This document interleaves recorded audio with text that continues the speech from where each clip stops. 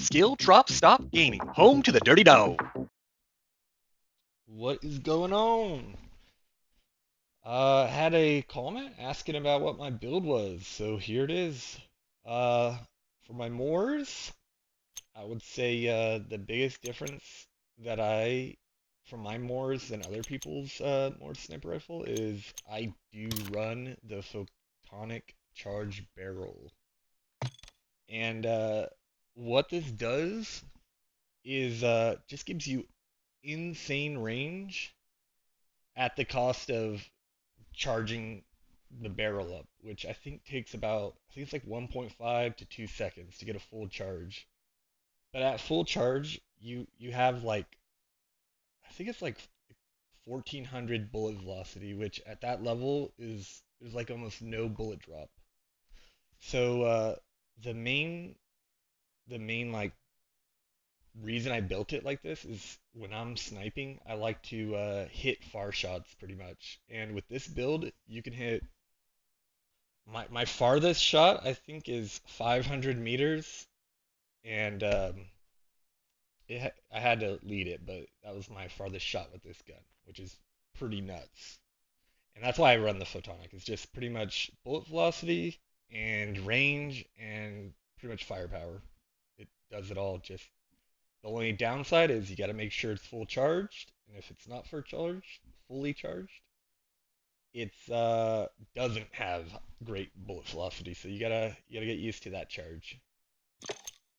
Next, I use the Choreo laser right here, and the main reason I use this one over something like this laser you'll see a lot of people run with their snipers is I'm looking for aiming stability and ADS speed.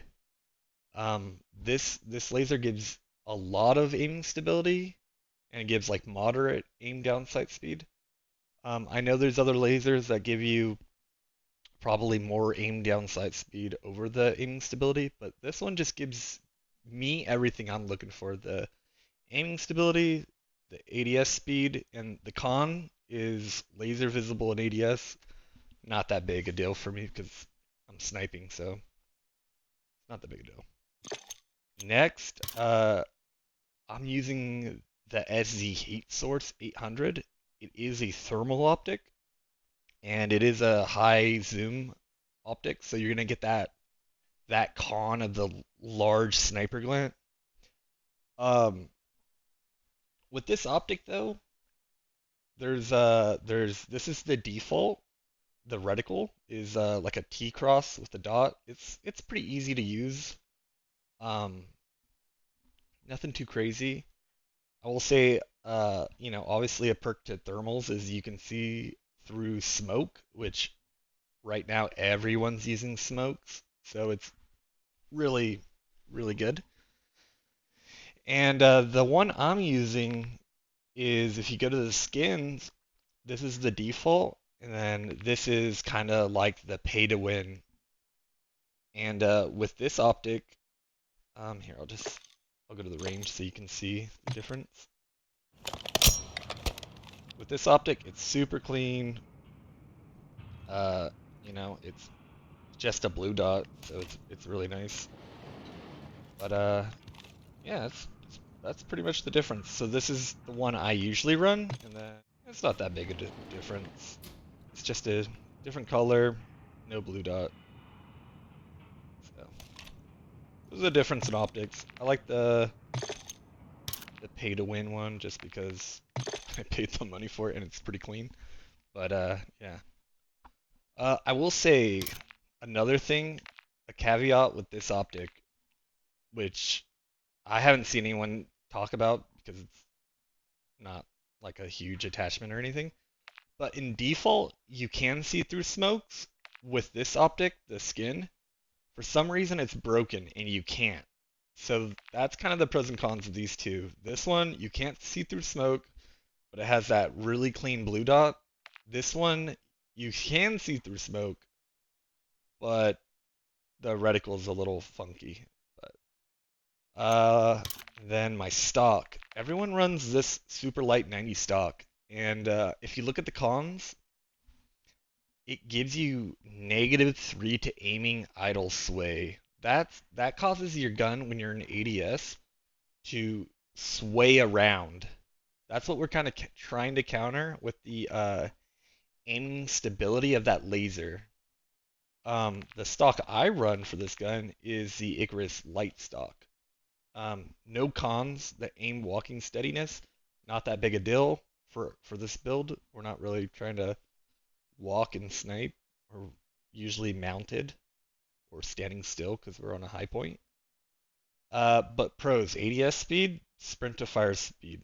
Sprint to fire, not the biggest deal, but ADS speed, very good. And then lastly is pretty much everyone's. If you're running the Mors, you should be running this. It's the anti-material slug. Just booster damage. Gives you a bunch of damage. This combo with the photonic charge barrel, you're gonna get one shots as long as you hit the head any range.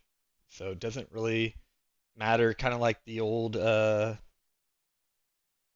snipers in like Verdansk or whatever. You could like one tap as long as they hit the head. If they're even if they're across the map, this is kind of like the same thing. So photonic barrel.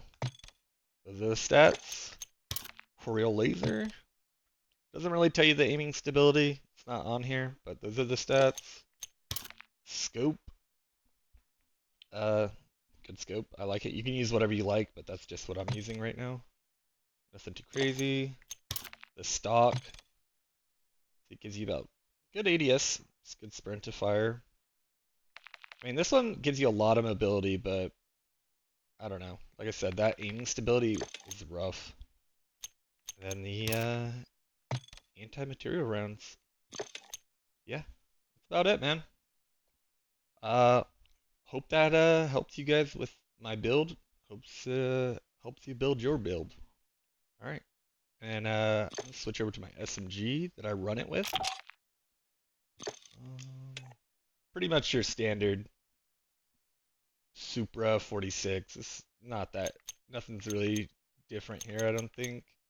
Got your Zen compensator, your high grade rounds, your 40 round mag.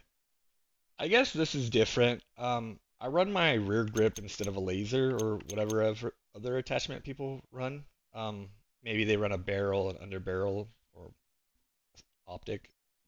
But I run this grip because it just gives really good pros without a lot of cons.